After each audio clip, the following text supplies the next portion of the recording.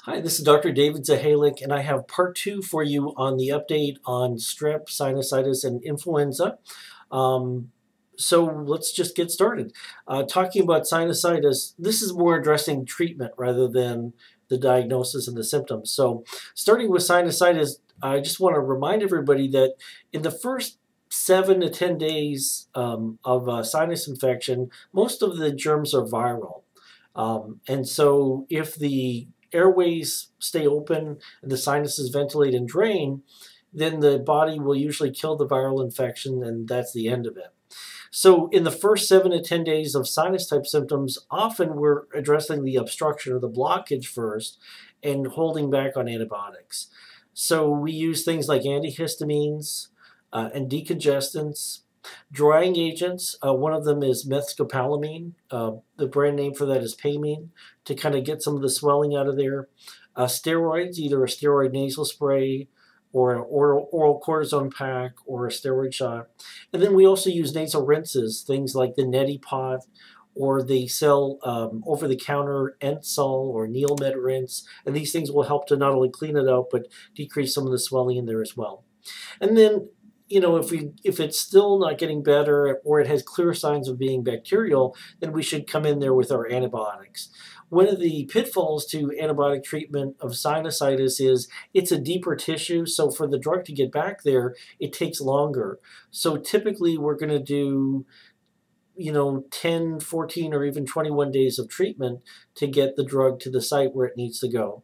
And we try to not change antibiotics frequently in the treatment of sinusitis. So if one time you take Cipro and then you take Avelox and then you take Omnicef, it's a great way to create antibiotic resistance. So what I try and do is I try and stay with what worked last and ride that until it stops working.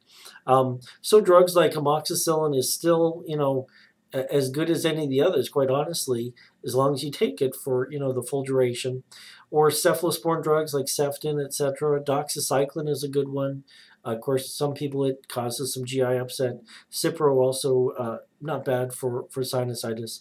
But again, we want to make sure that we're consistent with completing the course and trying to stay away from the broad spectrum antibiotics to decrease resistance.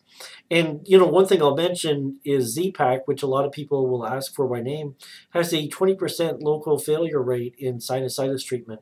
Mainly it's because Z-Pak, you only take it for 5 days and it works for about 10 days, and it doesn't do a good job of penetrating deeply into those sinuses. So often people who take a Z-Pak end up taking a second Z-Pak.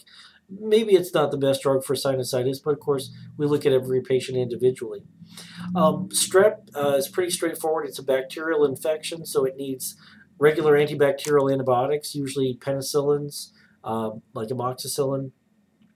If somebody has an abscess associated with their strep, you'll see a much larger tonsil that perhaps has pus on it, bright red, crowding the airway. Sometimes they're drooling because they can't clear their secretions. Those also require usually a drainage procedure to drain the pus out of that tonsil, often steroids and then saline rinses to help there. But strep is basically use antibiotics and clear out the infection and monitor to make sure there's no complications from it. And then influenza is one of the few viral infections that we actually have antiviral antibiotics for. Things like Flumidine, which is an older drug, or Tamiflu, or Relenza, which is a nasal spray. Flumidine and Tamiflu are tablets. Most of the viral infections that cause colds and upper respiratory infections, there is no specific antibiotic for. So this is a virus that we can actually treat. And it's also useful to know that the treatment is only considered effective within the first 72 hours of the onset of symptoms. So if you're diagnosed with the flu, but your symptoms were 4 days ago, you're just going to have to wait it out without antibiotics. And then it's also important when you're treating influenza to monitor for signs of complications, mainly pneumonia, make sure there's no pneumonia in there, or if there's any cardiac or respiratory conditions, make sure there isn't a tipping over into heart failure or worsening of COPD or any underlying lung problems. So not to make you all into doctors, but just so you kind of know a little bit around the background of how we treat these things.